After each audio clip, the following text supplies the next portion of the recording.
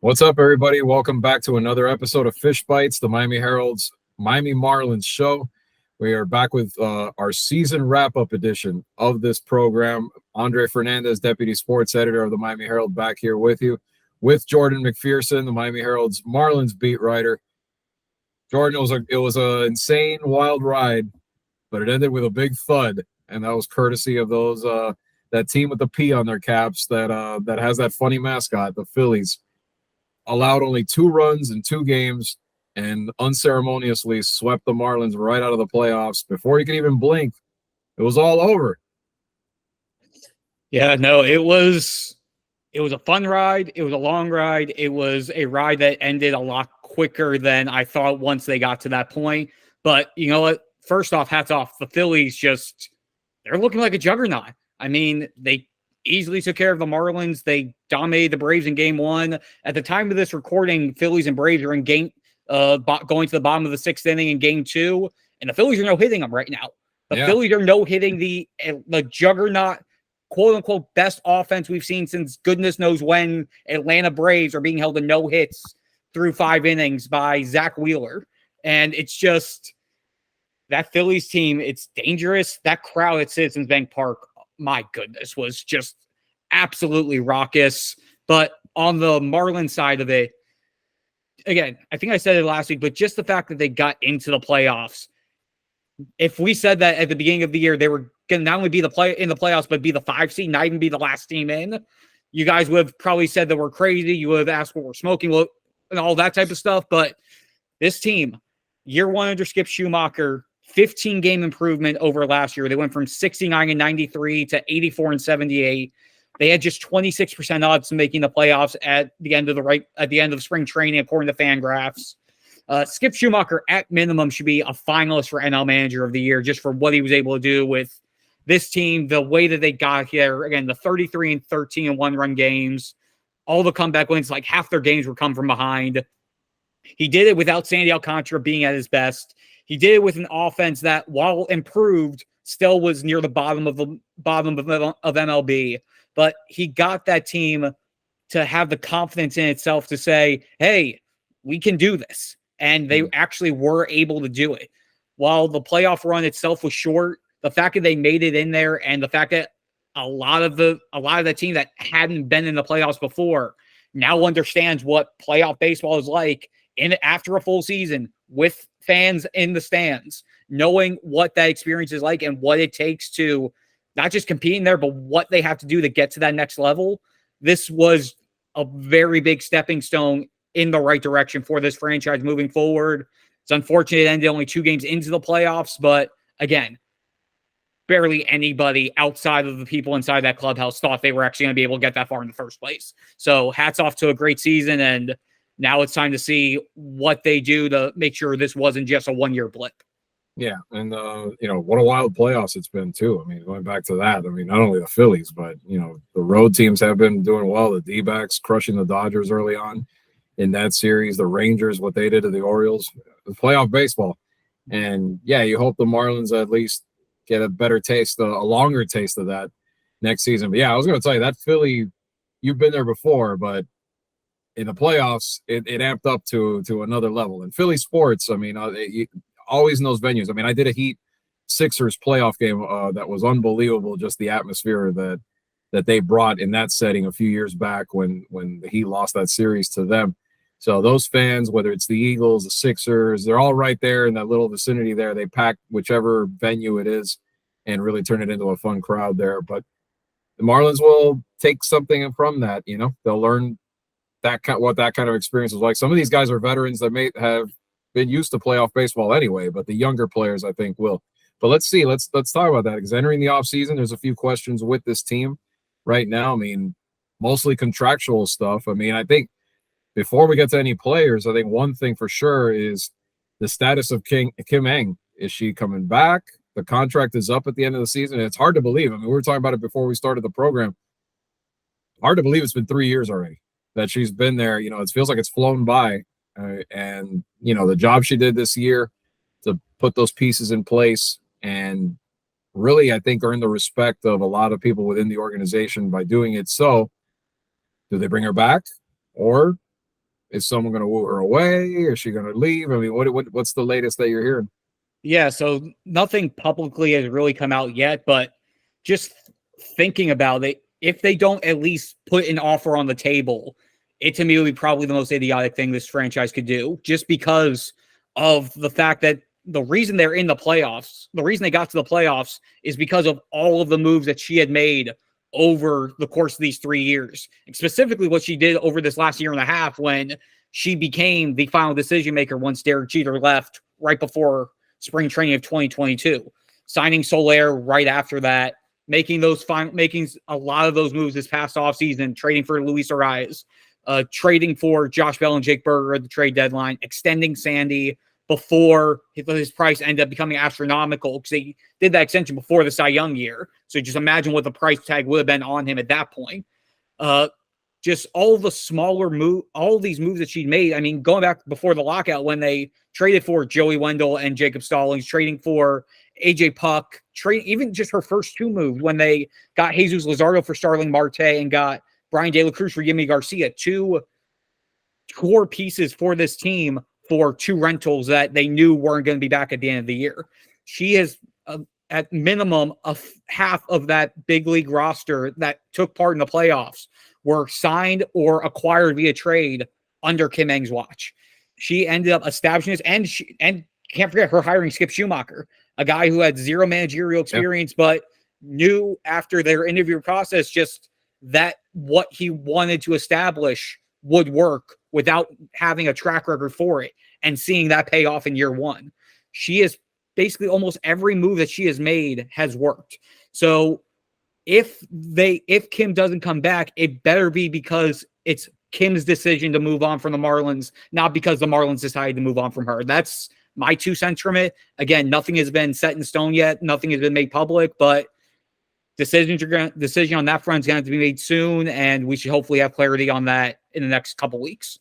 Yeah, and you want stability at the top too, because Mike Hill was there for a few years, and then obviously now you don't want to. That's one of those where if you're really building a sustained winner, would make sense to have the ships running in the same direction for a long time, see it through the way they have. So yeah, you'd hope that they would give her a contract extension and then carry this through to the next step. I mean, obviously they took a big step this year. We were waiting for it for the last few years. I know you and I are both looked at it as year 5 of the project. It usually ends up being the year in most cases.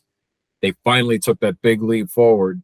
Now the next one is obviously true contention, getting to that next step. I mean, the wheels were falling off a little bit in certain spots too. You lose your top 2 arms, there's guys mixing and matching out of the lineup, that sort of thing too. So you wonder, could they have given the Phillies a better fight had they been at full strength? Like if you're throwing Sandy one game and you're throwing Yuri the next game, how does that picture look? You know what I mean? So it's like those questions were left unanswered, but next season, obviously a devastating blow. We're going to get to that in a second about Sandy, but at the same time, if you want to see with Kim at the helm, what pieces you can add next season, what shape this team takes going forward. So you can only find those answers out with her, and we'll see. We'll see what that's obviously one of the biggest pieces of news going into the offseason over the next. I'm not sure how long it would take, but maybe at least over the next few days and weeks for sure.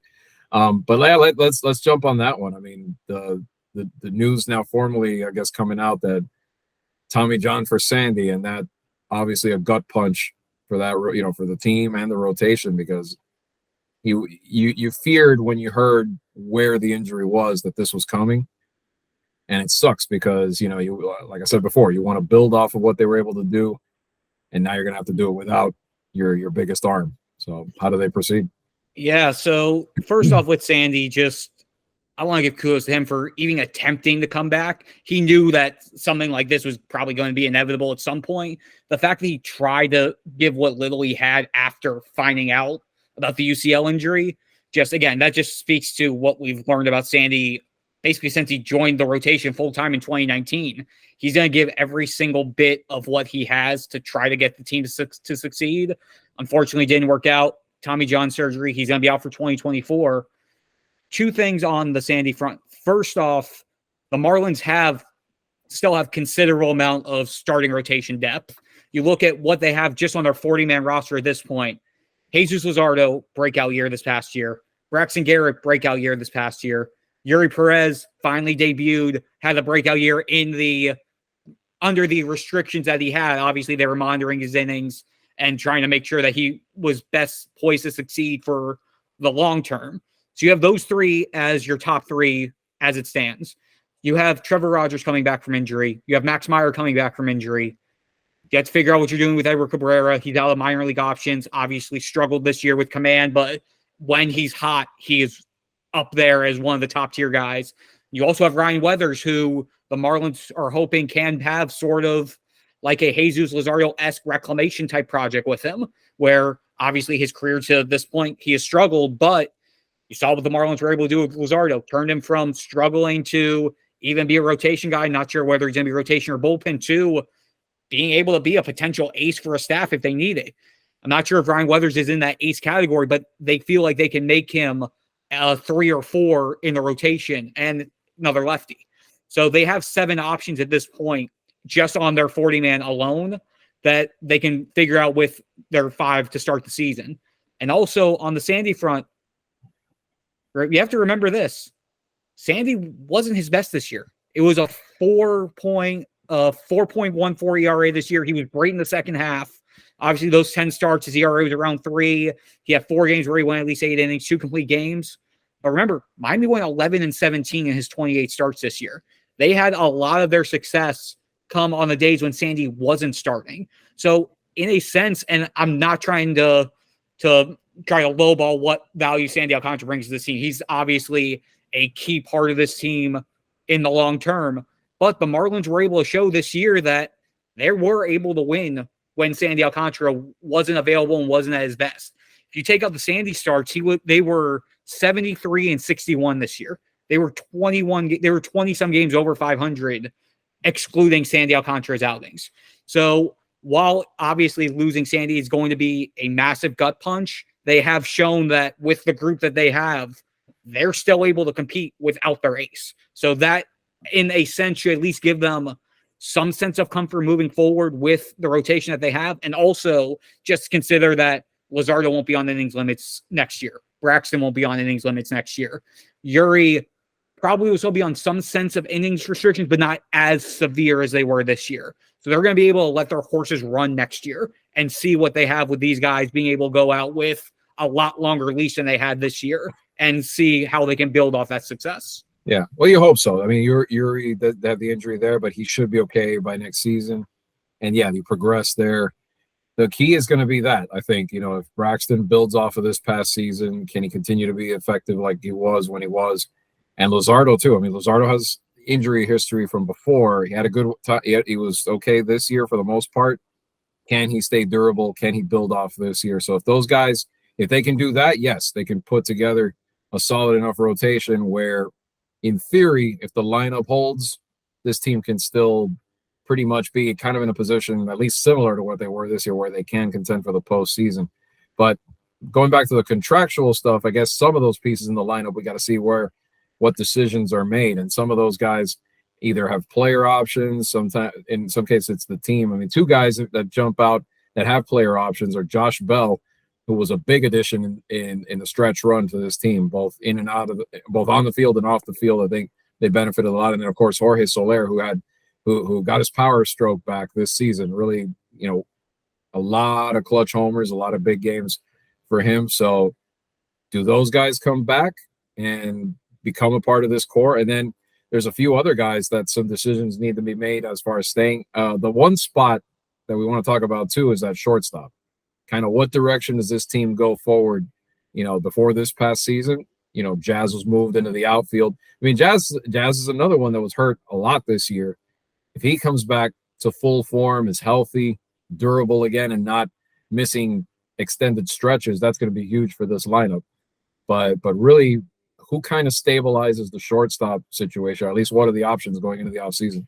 Yeah, so we have a lot of topics in there. I'm gonna start. No, you're good. No, you're good. No, I'm gonna work my way through the list. Let's say the player option part. Does Soler that's where come I back, was. Yeah, and does Bell come back? Yeah, so Soler, I feel like there's a better chance that Bell comes back than Soler. Bell's player option is for $16.5 million. Soler's is for $13 million. I feel like Soler has a better chance of getting more on the open market or exceeding the player option value than Bell does on the player market. Soler, $13 million. He hit 36 home runs this year, and that was with missing a good chunk of September and not really being at full strength that final month of the year. He had 36 home runs. More than half of those were either game tying or go ahead home runs. Josh Bell had a great 2 months with the Marlins, no doubt about it. He hit 270, 818 OPS, 11 home runs, 9 doubles, 26 RBI. He matched his home run total in 53 games with the Marlins. He had the same amount of home runs in those 53 games as he had in his first 97 games in Cleveland before the trade. So he really reestablished his offensive stroke over those final 2 months.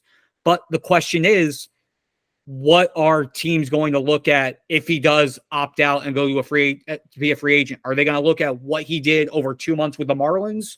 Or are they going to look at what he did over the first half of the season with Cleveland, where he hit 233, 701 OPS, and couple that with what he did last year between his time with the Nationals and San Diego?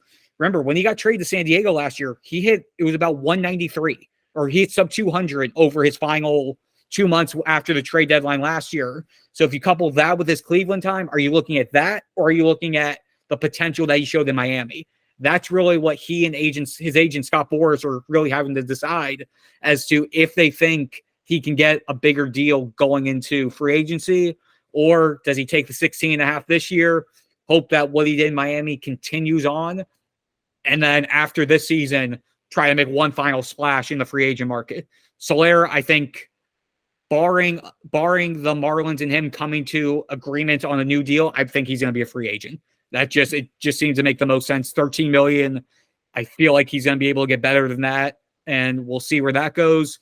The other contractual stuff, there are 3 players with team options: Johnny Cueto, Matt Barnes, and John Birdie.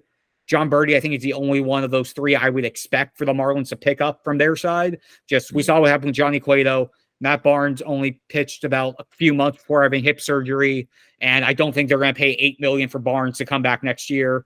And then you also have Joey Wendell, David Robertson, and Yuli Gurriel all slated to become free agents. Their contracts are up, which the Joey Wendell part and the John Birdie part slide into the third part that Andre brought up in bringing up all these contractual stuff with the shortstop decision. Right. Wendell was supposed to be their primary starting shortstop this year. Defensively, he was great. He was among the top 10 defensive runs saved. His bat just outside of the month of June, his bat was almost non-existent. Wendell admitted it. He acknowledged it. He admitted how much it sucked that he wasn't able to contribute for the team. And then with his absence offensively, the Marlins went with a combination of John Birdie and Garrett Hampson down the stretch as their primary shortstops. Both of those guys are primarily utility players. So do they really want to go back into another year of the revolving door of utility players playing shortstop? I don't know. I don't think so. They also have Jacob Amaya waiting in the wings. They got him from the Miguel Rojas trade with the Dodgers in the offseason. His bat looked good at times in AAA. His defense is Gold Glove worthy, but it's a matter of if his offense is going to be enough to contribute. If not, we're sort of back in this exact situation that we're in this year. There's also, who knows, if the Marlins end up looking at Jazz, go, hey, we found a center fielder. You want to come back and play in the infield? I'm not endorsing that option. I'm not denying that option. I'm just saying I'm just going to say that Jazz Chisholm Jr. improved drastically in center field, and I feel like that is the better position fit for him. That's just my 2 cents. I'm not a GM. I'm not an AGM. I'm not making the decisions. But if I were in their shoes, I would consider doing what you can to keep Jazz in center, just because we saw the strides there. And like Andre mentioned, if he stays healthy, he had a 2020 season, essentially 25 stolen bases, 19 home runs in less than 90 games this year. Right. Just imagine what he can do if he's playing, even if it's just 130 games. I'm not trying to say 162 because I'm not, all respect to Jazz, I don't see that happening. But if he's able to stay healthy for 130 games, right, you can easily see a 30-30 season out of him in 130 games. Yeah. And that would fuel this team on top of a healthy Luis Ariz for a full season, and then figuring out a Jake Berger they have control over for 4 more years. They have a lot of the pieces there. They just need to finish rounding out this lineup and figuring out the insurance policies for figuring out the backup plans afterward. The rule changes this year. We saw the explosion of stolen bases all around the league. Acuna was the headliner, of course, with the 40, 70 and all of that. But you saw it. Any of these guys that have the speed, have the tools like Jazz does, it's like tailor-made for them to just explode and have a huge season. So even if he plays in 110, 120, just having him consistently and then not having those breaks where he has to be off and then get his timing back and all of that, it'll be it's tailor-made for him to have a big year. I mean, you said 30-30, and I think, and even that's conservative. If he can play more, heck, he could even make a run at the 40-40. That's his goal. Full season. He's that type of player. He's got those tools to get that done. The whole thing is durability, and he's a foundational piece of this team. And if he can get there, there'll be that much better. And that's the kind of development that has to happen, I think, for this team to make the next leap and at least maybe win a playoff series and be in a position like the Diamondbacks are right now, or the Texas Rangers, a team that went through the bad, and now look at them. Not only did they get in, but they are taking it to the contenders. In fact, I don't know if you wanted to add to that, but I wanted to end the show on the kind of our revised predictions, I guess, at this stage. Who do we think is going to win the World Series and all that? But if you want to add anything on the Jazz front, the Marlins, before we switch over. Yeah, no, just really quickly, like you said, you touched on 40-40. That's been Jazz's goal since he became a full-time guy on this team in the 2021 season. His goal was to get 40-40, to win a Gold Glove at whatever position he's going to be the full-time guy at, and to win a World Series. Those have been his three goals. MVP is there as well, because, of course, why not just add another accolade in there to try to get? But yeah, why not? Yeah, but again, he's already been an all-star. Was the cover of MLB The Show this year. He's the type of guy that, again, like you said, if he's able to stay healthy, he gives the Marlins a superstar. He gives the Marlins somebody that MLB at large, anytime he does something, will be able to go down, reference him, put him on all their social media, Instagram, X, I guess we have to call it X now. Figure out, he's just the guy who everyone will be paying attention to the Miami Marlins, not just Marlins fans, because of Jazz Chisholm Jr. if he's able to put everything together. You're 100% right on that point, and he's at the point where it's starting to become crunch time. He's arbitration eligible this year. That means there's 3 years until he can either become a free agent or they need to talk about contract extension. They needs to be able to put a full year together before the Marlins can be comfortable enough to be in that spot. And as it is, he's entering a pretty important 2024, obviously for the Marlins in general, but he is going to be at the center of a lot of what defines this team's success next season and beyond. Yeah, marketable player for sure on that front too. I'm glad you made that point, because we saw it even before he really made as big of a name for himself, already getting put on a video game cover. I mean, that's who gets that so quickly. You know what I mean? Yeah. So that shows you if he really blows up and really becomes that level of star, if he stays on the field, sky's the limit. But I mean, I now I can't even remember who we picked to win. I mean, I think I picked Atlanta to win it all, but God, they may be on the brink at this point by the time people are listening to this. I like the Rangers now. All of a sudden, I mean, like they have some pitching. They have the way they're going into Baltimore and just wrecking them. I mean, there's a few hot teams that you could pick as kind of like the new darlings of like your favorite to maybe win it all. But I don't know. I got a funny feeling about those Rangers. It's going to be tough because I think they're going to end up squaring off with their state rival again in the ALCS.